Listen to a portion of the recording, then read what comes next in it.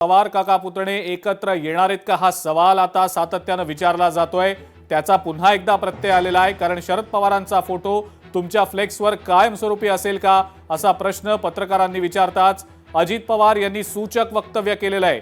तुमच्या तोंडात साखर पडो असं अजित पवार म्हणतायत आणि याच संदर्भात आपण प्रतिक्रिया जाणून घेणार आहोत। शशिकांत शिंदे आपल्या सोबत आहेत सध्या फोन लाईनवरनं।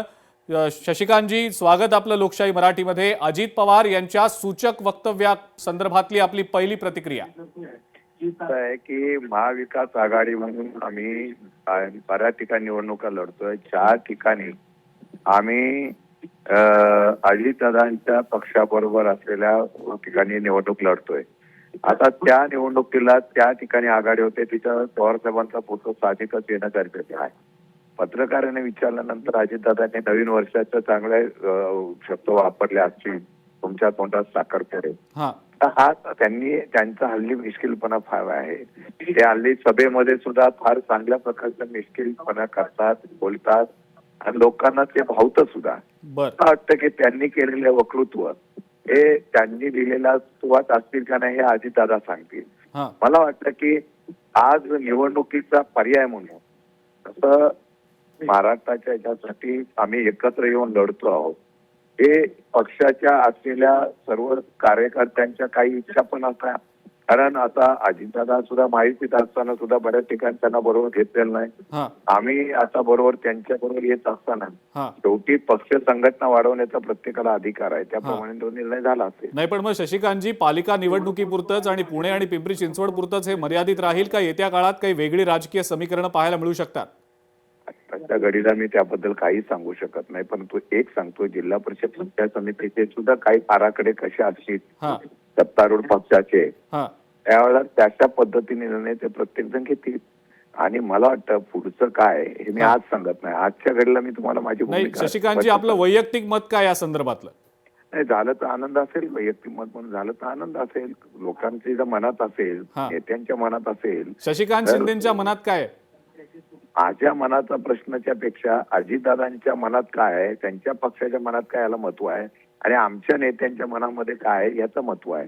एकत्र बसून निर्णय होतो कुठल्याही पक्षाचा आणि तो निर्णय होत असताना चर्चा होत असते। एका दिवसात असा निर्णय होत नसतो, फार जबाबदारीने चर्चा होऊन मग निर्णय होतो आणि तो सर्व गोष्टीची चर्चा आजच्या घडीला काही झालेलीच नाहीये। त्यामुळे सध्या आम्ही निवडणुकीला फोकस करतोय, निवडणुकीच्या माध्यमातून या चर्चा। मला एक सांगा, मग उद्धव ठाकरे आणि राज ठाकरे एकत्र आलेले आहेत ना, त्यांच्या विलिनीकरणाचा तरी विषय होत नाही। दुसऱ्या वंचित आणि काँग्रेस एकत्र आले, त्यांच्या चर्चा होत नाही। फक्त मग राष्ट्रवादीची चर्चा का होते मला कळत नाही। आम्ही एकत्र येणं हा एक चांगला संकेत जर असेल लोकांच्या हितासाठी, कार्यकर्त्यांच्यासाठी, तो या निवडणुकीला कार्यकर्त्यांची निवडणूक आहे, त्यासाठी एकत्र येणं काय अर्थाचे नाही। ठीक आहे, मुद्दा कळला आपला। शशिकांतजी, खूप खूप धन्यवाद। लोकशाही मराठीशी आपण बोललात आणि इतकी सविस्तर प्रतिक्रिया दिली त्याबद्दल। आपल्या सोबत सध्या आमदार अमोल मिटकरी देखील आहेत फोन लाईनवरनं, पण आधी आपण अमोल मिटकरींना अजित पवार नेमकं काय बोलले ते ऐकूया आणि मग त्यांची प्रतिक्रिया घेऊया।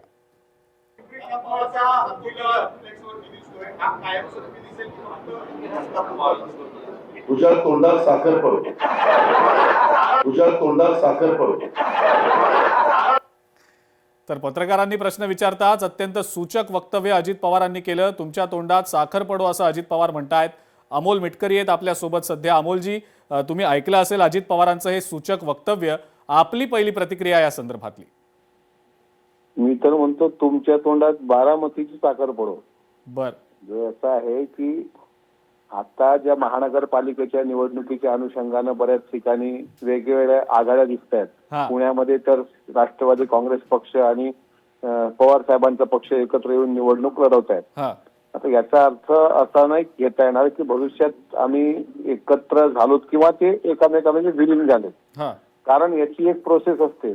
सर्व वरिष्ठांचे निर्णय होणं महत्वाचं असतं। स्वतः अजितदादा तो निर्णय घेण्याला सक्षम आहेत, पण जर पत्रकारांची भावना, कार्यकर्त्यांची भावना की दोन्ही राष्ट्रवादी एकत्र आल्या तर तुम्हाला कसं वाटेल, हा तर तुम्हाला सांगतो दादांनी फक्त एवढंच म्हटलं की तुमच्या तोंडात साखर पडो. मी तर म्हणतो असं झालं हा तर तुमच्या तोंडात बारामतीची साखर पडो. हो, पण आणि त्याच्यामुळं- अमोलजी, पक्षांतर्गत या संदर्भात काही चर्चा आहे का? कारण पुणे पिंपरी चिंचवड पुरतं हे मर्यादित आहे का? तर याचं उत्तर येत्या काळात मिळेलच असं दोन्ही राष्ट्रवादीचे नेते म्हणतायत. पण हे काही इतक्या पुरतच मर्यादित राहील असं दिसत तरी नाहीये, तसे संकेत तरी मिळत नाहीये.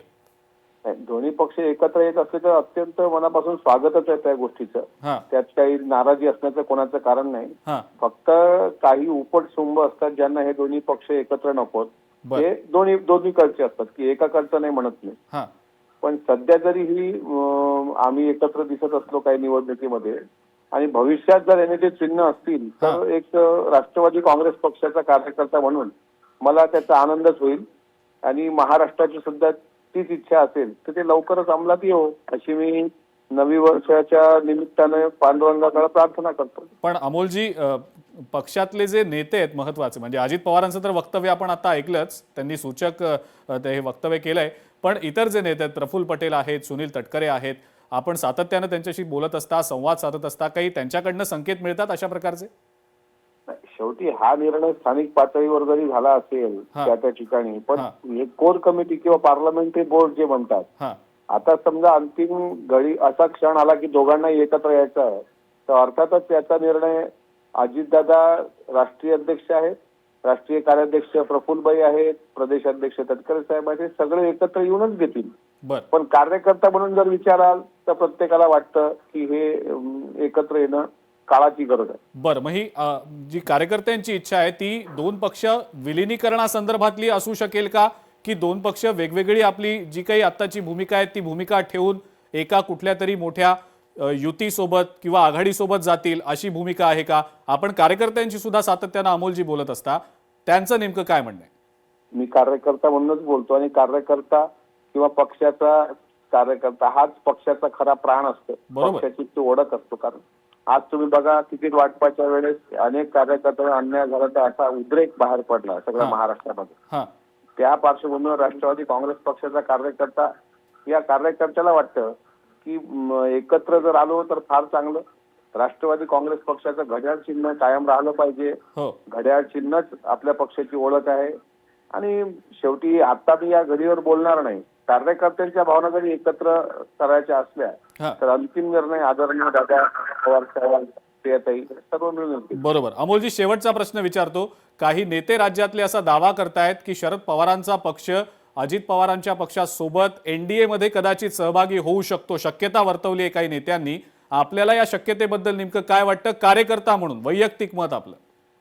नाही, मला सध्या तरी वैयक्तिक मत असं वाटतं की तुर्तास या महानगरपालिकेच्या निवडणुका, नंतर मग जिल्हा परिषदच्या निवडणुका आहेत, मग विधान परिषदेच्या पण निवडणुका आहेत स्थानिक स्वराज्य संस्थेतून. तर ह्या सगळ्या झाल्यानंतरच त्यावर बोललेलं योग्य राहील. कारण आता पुढे चालून कशा प्रकारे एकत्र जायचं, वेगळं राहायचं की वेगळं राहूनच काय करायचं हे अंतिम निर्णय दादा घेतील, त्यात काय आम्ही बोलणार नाही. बरं, ठीक आहे. अमोलजी, मुद्दा कळला आपला. खूप खूप धन्यवाद. आपण लोकशाही मराठीशी बोललात, प्रतिक्रिया दिलीत त्याबद्दल. अमोल मिटकरी होते आपल्यासोबत फोन लाईनवरनं. शशिकांत शिंदेंची देखील आपण प्रतिक्रिया ऐकली, अमोल मिटकरींची सुद्धा प्रतिक्रिया ऐकली. काका पुतणे हे एकत्र येणार का, तर ते पालिका निवडणुकीपुरती तरी पुणे आणि पिंपरी चिंचवडमध्ये दोन्ही राष्ट्रवादींची आघाडी झालेली आहे. येत्या काळात काही वेगळं राजकीय समीकरण बघायला मिळणार का हे पाहणं अत्यंत महत्त्वाचं असेल.